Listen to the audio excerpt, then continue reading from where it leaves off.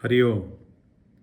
प्रत्यक्ष, परोक्ष, अपरोक्ष, साक्षात अपरोक्ष।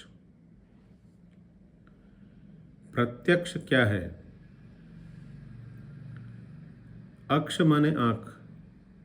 प्रत्यक्ष माने आँखों के सामने जो दिखता है।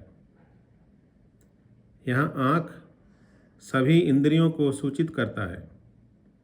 आँख, नाक, कान, त्वचा, जीभ। देखकर, सूंघकर, सुनकर, छूकर, चखकर हम जो भी जान सकते हैं वो सब प्रत्यक्ष है। दिन रात प्रत्यक्ष है। चीनी मीठा है, प्रत्यक्ष है। शब्द सुनाई पड़ रहे हैं कान से, प्रत्यक्ष है। परोक्ष, परोक्ष क्या है? पराये अक्षों से जो जाना जाता है। ज्योतिषी ने कहा है इसलिए मान लिया, डॉक्टर ने कहा है इसलिए मान लिया, गुरु ने कहा है इसलिए मान लिया, शास्त्रों में लिखा है इसलिए मान लिया। टीवी न्यूज़ में कहते हैं ना, सूत्रों के अनुसार कहकर जो कहा उसको मान लिया। ये सब परोक्ष है। इनमें धोखाधड़ी भी होता है, अंधविश्वास भी होता है, सच्चा विश्वास और सच्ची श्रद्धा सभी संभव है। अब थोड़ा आगे बढ़िए। अपरोक्ष, अपरोक्ष माने बिना पराये आँखों के और बिना अपने इंद्रियों के जो कुछ जाना जाता है सब अपरोक्ष है। जैसे सुख दुख, मान अपमान, स्वस्थ अस्वस्थ, लाभ हानि, जय पराजय, यानी मन में होने वाले सारे हलचल, सारे उथल पुथल हम बिना किसी इंद्रिय के और बिना किसी दूसरों के इन्वॉल्वमेंट के जो जान पा रहे हैं वो सब अपरोक्ष हैं।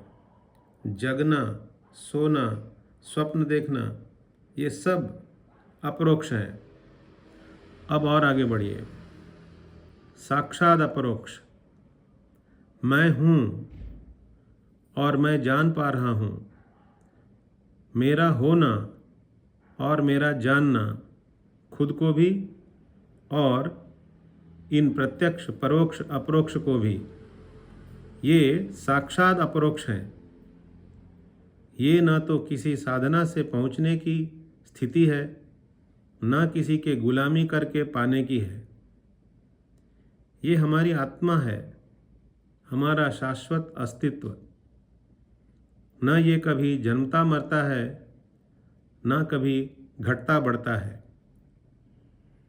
बृहदारण्यक का उपनिषद में बताया गया है, न ही द्रष्टुर दृष्टिर विपरिलोपो विद्यते अविनाशित्वात्। दृष्टा की दृष्टि का कभी भी किसी भी काल में लोप नहीं होता, क्योंकि ये अविनाशी है। इसको हम जान नहीं पा रहे हैं। क्यों? क्योंकि हमें किसी ने सही तरह से बताया नहीं। और दूसरी बात, प्रत्यक्ष, परोक्ष, अपरोक्ष को ही संवारने सुधारने में हम मशगूल हो गए, उन्हीं में आसक्त हो गए। कोई हमें सही सही बता दे, हम सुन लें, देख लें, बस काम बन गया। अब इससे आगे का स्टेप है, ये दृष्टा ही ब्रह्म है। यानी सारी सृष्टि का केंद्र, आधार, उत्पत्ति, स्थिति और प्रलय का अधिष्ठान। मैं ही ब्रह्म है। हरि ओम।